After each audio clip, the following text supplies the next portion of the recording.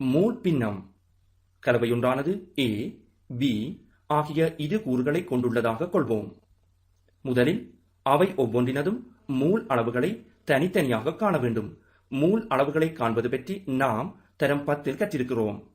மூல் அளவை காண்பதற்கு கூறுகளின் திணிவை அவற்றின் சார் மூலக்கூற்று திணிவினால் வகுத்தல் வேண்டும். அடுத்து இக்கலவையில் Aயின் மூல் பின்னமானது பின்வருமாறு காட்டப்படும். Aயின் மூல் பின்னம் சமன் Aயின் மூல்களின் எண்ணிக்கையின் கீழ் Aயின் மூல் எண்ணிக்கை சக Bயின் மூல் எண்ணிக்கை ஆகும். அதாவது மொத்த மூல் எண்ணிக்கை ஆகும். இக்கலவையில் Bயின் மூல் பின்னம் எனின் பின்வருமாறு காட்டப்படும். Bயின் மூல் பின்னம் சமன் Bயின் மூல் எண்ணிக்கையின் கீழ் Aயின் மூல் எண்ணிக்கை சக Bயின் மூல் எண்ணிக்கை ஆகும். அதாவது மொத்த மூல் எண்ணிக்கை. நாம் இப்போது உதாரண கணித்தல் ஒன்றில் ஈடுபடுவோம். 180 கிராம் நீரில் 40 கிராம் சோடியம் ஐதரோக்சைடு கரைக்கப்பட்டு உருவாக்கப்பட்ட நீர் கரைசலில் NaOHன் அதாவது சோடியம் ஐதரோக்சைடின் மூல் பின்னம் யாது? முதலில் ஒவ்வொரு கூறுகளினதும் மூலத் திணிவுகளை காண வேண்டும். H2Oவின் மூலத் திணிவு. இங்கு ஒவ்வொரு அணுவினதும் சார் மூலக்கூற்று திணிவானது கூட்டப்படுகிறது.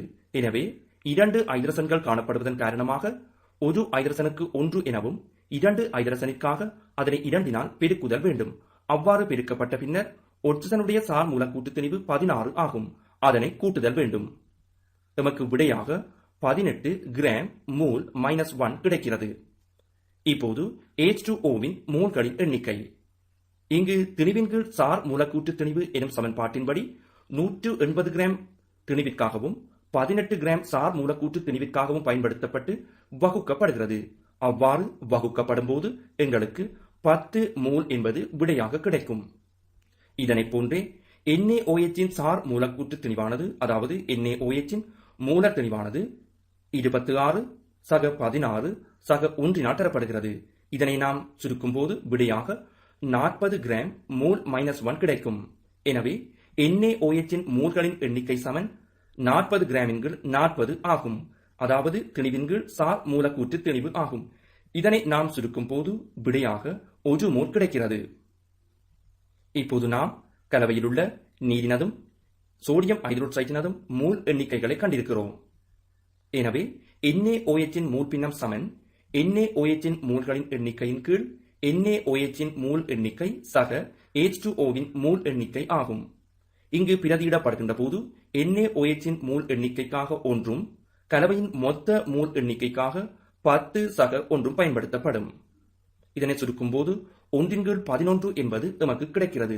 இது கலவையில் உள்ள NaOHன் மூல் பின்னம் ஆகும்.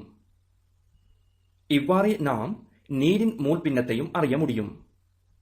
நீரின் மூல் பின்னம் சமன் H2Oவின் மூல்களின் எண்ணிக்கையின் கீழ் H2Oவின் மூல்களின் எண்ணிக்கை சக NaOHன் மூல்களின் எண்ணிக்கை ஆகும். இங்கு பிரதியீடு மேற்கொள்கின்ற போது 10/10 சக 1 என்பதாகும். இதனை சுருக்கும் போது எமக்கு விடையாக 10/11 கிடைக்கிறது. இது கலவையில் உள்ள H2Oவின் மூல் பின்னம் ஆகும். NaOHன் மூல் பின்னம் ஏற்கனவே நாம் கண்டிருக்கின்றோம் 1/11 ஆகும். மூல் பின்னங்களை நாம் கூட்டுகின்ற போது எமக்கு விடையாக 11/11 கிடைக்கும். இதனை சுருக்கும் போது விடை 1 ஆகும். மாணவர்களே, நாம் இப்போது மூல் பின்னத்தை வரையறுப்போம். கலவையொன்றில் உள்ள ஜாதாயினும் கூறின் மூல் பின்னம் அக்கூறின் மூல்களின் எண்ணிக்கைக்கும் கலவையில் உள்ள கூறுகளின் மொத்த மூல்களின் எண்ணிக்கைக்கும் இடையிலுள்ள விகிதமாகும். முக்கிய குறிப்புகள்.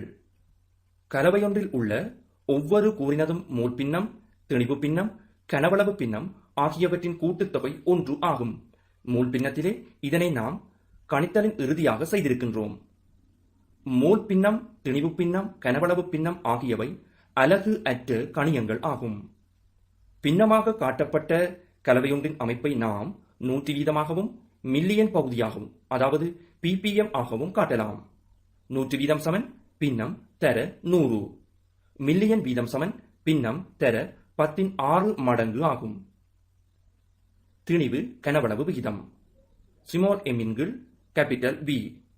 இம்முறை மூலமாக ஜாதாயினும் ஒரு கலவையின் அலகு கனவளவில் காணப்படும் கரையத்தின் திணிவு குறிப்பிடப்படும்.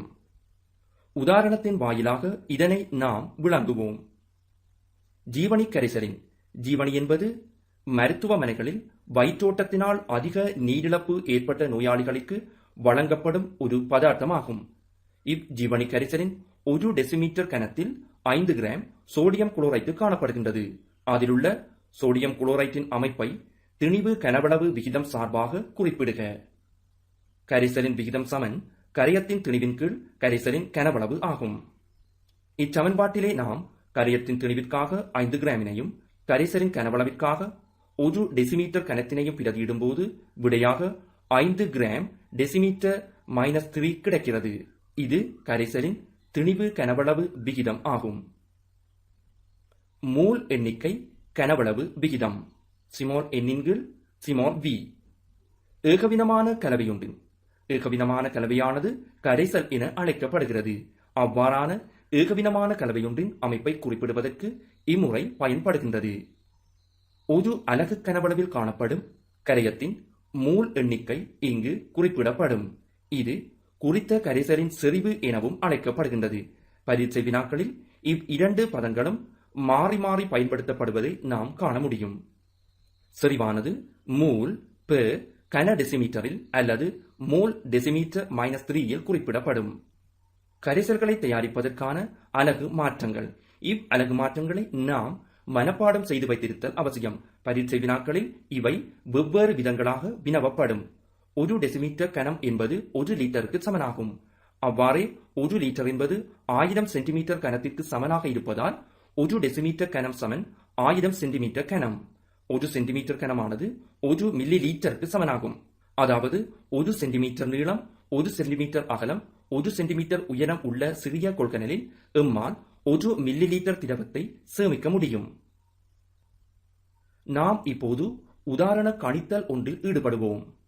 2 டெசிமீட்டர் கனம் கரைசலில் 4 மூல் சோடியம் ஐதரோட்சைட்டு காணப்படுகின்றது எனின் கரைசலின் NaOH செறிவை காண்க.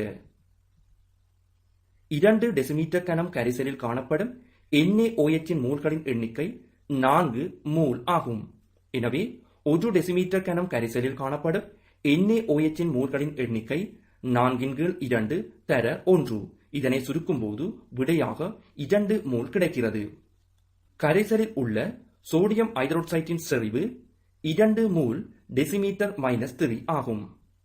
1 மூல் டெசிமீட்டர் -3 குளுக்கோசு கரைசலில் 1 டெசிமீட்டர் கனம் கரைசலை தயாரிப்பதற்கு தேவையான குளுக்கோஸின் திணிவு யாது? எமக்கு சார் மூலக்கூற்று திணிவை கணிப்பதற்கான தரவுகளும் இங்கே அடைப்பினுள் தரப்படுகின்றன. இங்கு குளுக்கோஸ் 1 மூல் அவசியமாகும். 1 மூல் என்பது குளுக்கோஸின் மூலத்திணிவு, அதாவது 12 தர 6 சக 1 தர 12 சக 16 தர 6 ஆகும். இங்கு 6 கார்பனும் 12 ஐதரசனும் 6 ஒட்சிசனும் காணப்படுவதன் காரணமாக அவற்றின் சார் மூலக்கூற்று திணிவுகள் எண்ணிக்கையினால் பிரிக்கப்படுகின்றன. இவற்றினை நாம் சுருக்கும் போது எமக்கு விடையாக 180 கிராம் மூல் -1 கிடைக்கிறது. எனவே 1 மூல் குளுக்கோஸின் திணிவு 180 கிராம் ஆகும். இதுவே தேவையான குளுக்கோஸின் திணிவு ஆகும். 1 மோல் டெசிமீட்டர் -3 குளுக்கோசு கரைசலில் 500 சென்டிமீட்டர் கனம் கரைசலை தயாரிப்பதற்கு தேவையான குளுக்கோஸின் திணிவு யாது? ஏற்கனவே நாம் செய்த கணித்தலின்படி 1000 சென்டிமீட்டர் கனம் தயாரிப்பதற்கு தேவையான குளுக்கோஸின் திணிவு 180 கிராம் ஆகும். எனவே அரை கனவளவாகிய 500 சென்டிமீட்டர் கனம் தயாரிப்பதற்கு தேவையான குளுக்கோஸின் திணிவு 180 கிராமின் கீழ் 2 ஆகும். இதனை சுருக்கும் போது 90 கிராம் விடையாக கிடைக்கிறது.